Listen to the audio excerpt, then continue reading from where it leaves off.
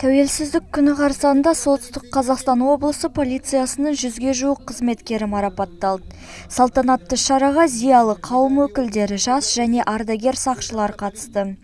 Өңіріміздің полицейлері 2017 жылды жақсы нәтижемен аяқтауда. Солтүстік Қазақстан облысының ішкі істер департаментінің басшысы Берік Біләловтың айтуынша, қылмыс саны 22%-ға азайған. Мерекелік шара барысында облысымыздың бас полицейі, құқық қорғау органдарының қызметкерлері мен облыс тұрғындарын мерекемен құттықтады. Хочу всех поздравить с этим праздником. Барлықтарыңызды осы мерекемен құттықтаймыз. Денсаулық, сәттілік пен жұмыстарыңызға табыс тілеймін. Өздеріңіз білесіздер, осы жылы біз үлкен жұмыс атқардық. 2017 жылдың қорытындысы бойынша барлық көрсеткіштер бойынша республикадағы ішкі істер органдарының қатарында біз алдыңғы қатардамыз. Рядовому полиции Амренову, участковому инспектору полиции УВД города Петропавловска. Мерекелік шара барысында еңбегі ерекшеленген полицейлерге алғыс хаттар мен мерзімінен бұрын шендер табысталды. Жас сақшы Сансызбай Әміренов полицей болуды бала кезінен армандағанын айтады. Бүгінде ол мерзімінен бұрын лейтенант шеніне қол жеткізген. Мектепте оқып жатқан кезімде осы полиция қызметкерін армандап едім. Осы армандар орындалып жатыр ақырындап. Міне алғашқы полиция қызметінің шенін алып отырмын. Мемлекетіміздің тәуелсіздігіміздің күніне орай қарсаңында өте қуаныштымын. Енді осы қызметте адал және міндетпен атқарамыз деп ойлаймыз. Бұл күні бірқатар полицейлердің еңбегі еленіп, облыс басшысының атынан құрмет грамоталарына ие болды.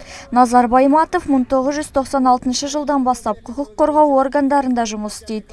Еңбек жолын жол полициясы инспекторы қызметінен бастаған. Полицейдің міндеті еліне адал қызмет етіп, халықтың тыныштығын сақтау дейді ол. Облыс әкімінің атынан Құмар Ергібай ұлы ақсақалдың атынан құрмет грамотасын алып отырмын. Өте қуаныштымын.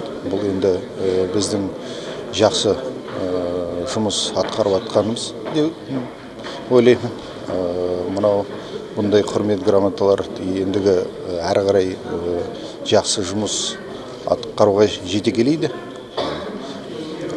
Бүкіл халқымызды келе жатқан тәуелсіздік мерекесімен шын жүрегімнен құттықтаймын.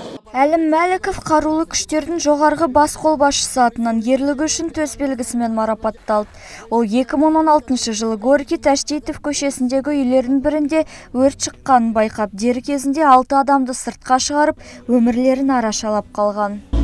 30 қараша күні 2016 жылы Горький Тәштейтов көшесінде үйдің күйгенін көрдім.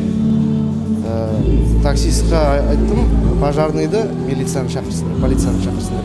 Бірінші есікті аштым, екінші есікті қамағасын тарылата бастадым үйді. Терезені тарылатқаннан кейін хозяин атып шықты. Сосын үйіне кіре салып, кім бар деп сұрадым. Төсекте жатқан кішкентай баланы алдым. Көрпеге орадым да, таксидің ішіне салдым. Екінші рет 2 баланы алып шықтым. Сосын үлкен кісіге кірдім. Оған дейін үй иесі өздері шықты. Осы үй иесімен бірге газға кірдім. Газды алып шықтым. Бұл ісімді мен батырлық деп санамаймын, бұл менің міндетім.